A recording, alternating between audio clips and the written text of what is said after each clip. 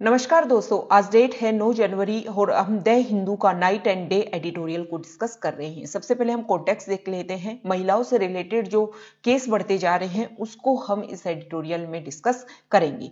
Night and day मतलब रात और दिन। टू एक्सपेक्ट आशा करना, women to stay indoors for their safety महिलाएं अपनी सुरक्षा के लिए घर के दरवाजों के अंदर रहें। Is to deny them their freedom rights, ऐसा करने से क्या होगा, उनकी जो स्वतंत्रता है, उनके जो अधिकार है, उनसे उनको क्या किया जाएगा, इनकार किया जाएगा। मतलब वो खुद की स्वतंत्रता, खुद के अधिकारों को महिलाएं एक्सेप्ट ना करें और कहाँ रहें, सिर्फ घर के दरवाजे के अंदर रहे। और अगर ऐसा वो करेंगी तो क्या रहेंगी, सेफ रहेंगी, ऐसी आशा की जाती है। पर ऐसा सच नहीं है। जरूरी नहीं है कि घर के अंदर बंद रहने से ही इंसान सेफ रहता है। बहुत बड़े बड़े क्राइम घर के अंदर रहने से भी घटित हो जाते हैं, हैपेंड हो जाते हैं।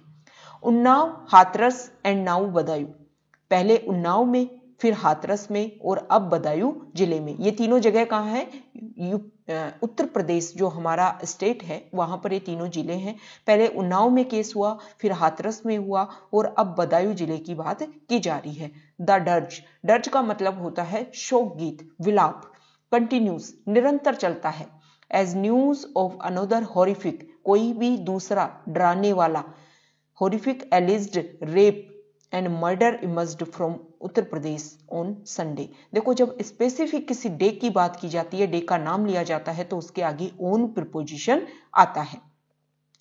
संडे वाले दिन उत्तर प्रदेश से फिर से एक मर्डर की, एक रेप की घटना आई और जो विलाप जो महिलाओं के लिए जो चलता रहता है वो फिर से दोबारा स्टार्ट हो गया।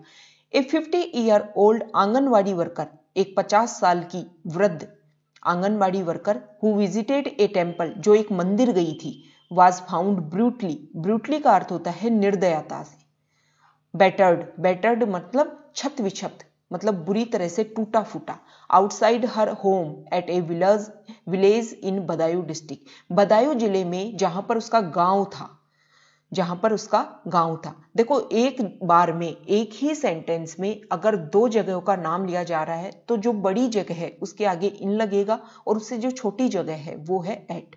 तो जिला, बदायूं जिला जो बड़ा है तो उसके आगे आ गया इन, और विलेज उससे छोटा है, मतलब बदायूं के अंदर एग्जिस्ट करता है विलेज, तो वहां पर आ गया एट। तो देखो, बदायूं जिले में जहां पर उसका घर था ना, उसके आगे वो बुरी तरह से छत विक्षत उसका शरीर मिला, वो खुद पड़ी हुई मिली। आफ्टर सी स्कम्ड, आफ्टर कुछ समय के बाद में, टू द इंजरीज, कुछ समय के बाद में। स्कम्ड का अर्थ होता है हार मान लेना, दम तोड़ देना। कुछ समय के बाद में क्या होता है कि शुरुआत में वो अपने घर के पास में मिलती है, लेकिन उनका शरीर इतनी बुरी तरह से टॉर्चर था, इतनी बुरी तरीके से उसके शरीर पर इंजरीज थी, चोट थी, कि वो हार मान लेती है और दम तोड़ देती है। ए डिप्रेसिंगली मतलब निराशाजनक ढंग से, डिप्रेसिंगली निराशाजनक ढंग से, similar pattern came to light, वो सेम तरीके का पैटर्न सामने आया, नजरों के सामने आया। The police had deterred, deterred का अर्थ होता है घबराहट से, दुविधा से, with both the postmortem and in registering an FIR। Same तरीके से पुलिस ने वो ही पैटर्न फॉलो किया। कैसे फॉलो किया, और जो केस हुआ था वो भी सेम तरीके से रिपीट हुआ जैसे अभी थोड़े दिनों पहले हुआ था हाथरस में।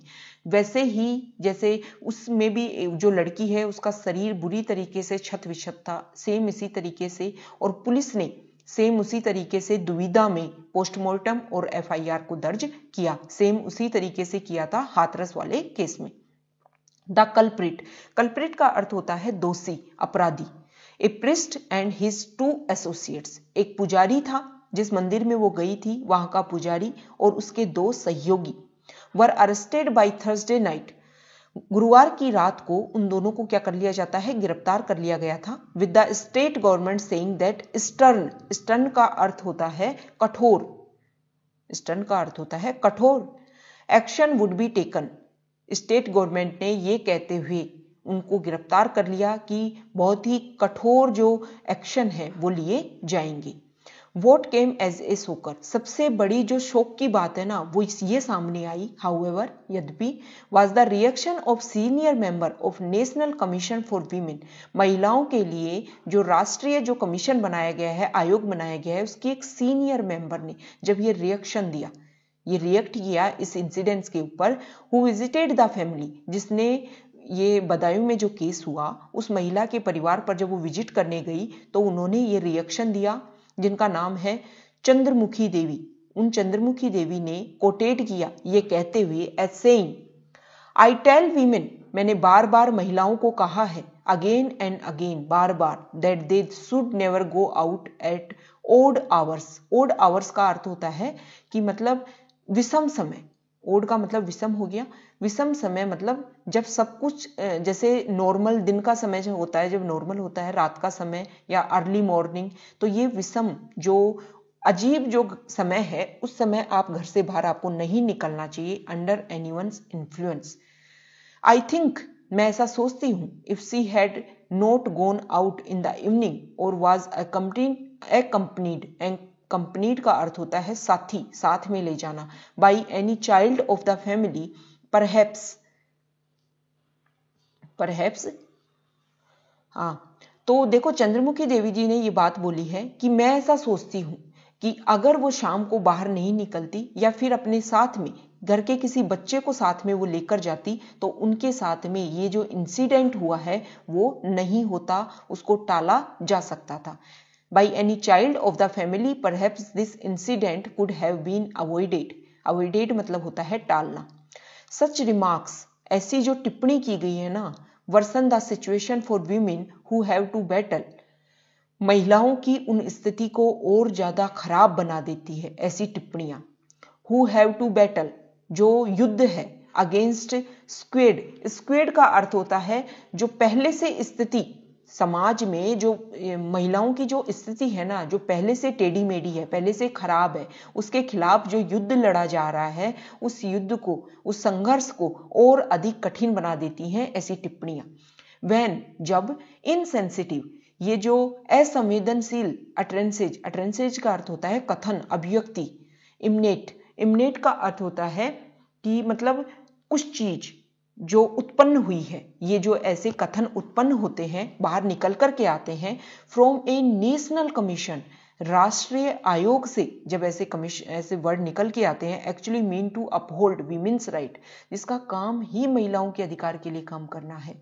इट रिक्स ऑफ ए, रिक्स का अर्थ होता है बदबू आना, दुर्गंध आना, ऑफ ए प्रिमिटिव, प्रिमिटिव अर्थ होता है आदिम, प्राचीन, माइंडसेट, मानसिकता, वेर इन लॉलेसनेस, लॉलेसनेस का अर्थ होता है अव्यवस्था, गड़बड़ी, इज ओवरलुक्ड, उस जो गड़बड़ी है उसको तो क्या कर दिया जाए, उसकी तो कर दी जाए उपेक्षा, एंड रिस्पॉन्सिबिलिटी पिंड, परवर्सली, परवर्सली का अर्थ होता है विकृत रूप से, on the women for ensuring her own well being.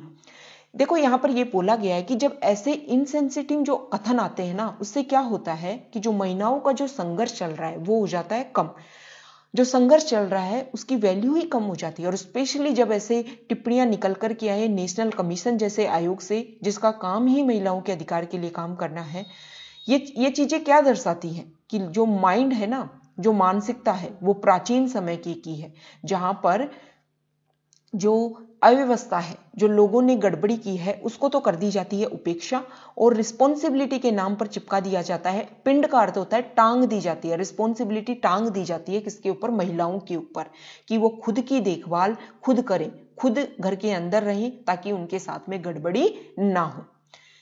All the hard work put in by women in all spheres including science and technology comes undone by such crude statement। ऐसे जो निर्दयी कथन आते हैं ना, उससे क्या होता है कि महिलाओं ने जो भी काम किया है, स्पेशली साइंस और विज्ञान और प्रौद्योगिकी के क्षेत्र में जो काम किया है, वो सब कुछ क्या हो जाता है, नीचे आ जाता है जब उनको ऐसे कथनों के द्वारा उनको ह्यूमिलिएट किया जाता है। द इक्वल राइट्स, जो समान अधिकार का जो मूवमेंट, आंदोलन चल रहा है, मीन्स नथिंग, इसका अर्थ है कुछ भी नहीं है। If women are stopped from going out, यदि महिलाओं को आप रोक दोगे, कहां, बाहर जाने से, वेन एवर दे वांट और नीड टू, जिसकी उनको जरूरत है और जिनकी आवश्यकता है डे और नाइट। देखो, जो आप इक्वल राइट्स मूवमेंट चला रहे हो, ये बोल रहे हो कि महिलाओं को इक्वल राइट्स मिलने चाहिए, ये सब कुछ नथिंग है। अगर आप महिलाओं को बोल दो कि आप बाहर मत निकलो, घर के अंदर ही रहो, तो ये सब कुछ भी नहीं है। ये जो मूवमेंट जो चलाए जाते हैं सब बकवास है। But it is also imperative. Imperative का अर्थ होता है आवश्यक, परंतु यह बहुत ही आवश्यक है that with society steeped in gender prejudice, कि हमारी जो सोसाइटी है ना, उसमें जो प्रिजुडिस है, पूर्वाग्रह है, पहले से माइंड में सेट है, वो सब कुछ स्टीप मतलब धसा हुआ है। The government, police and family must step up to provide a safe environment.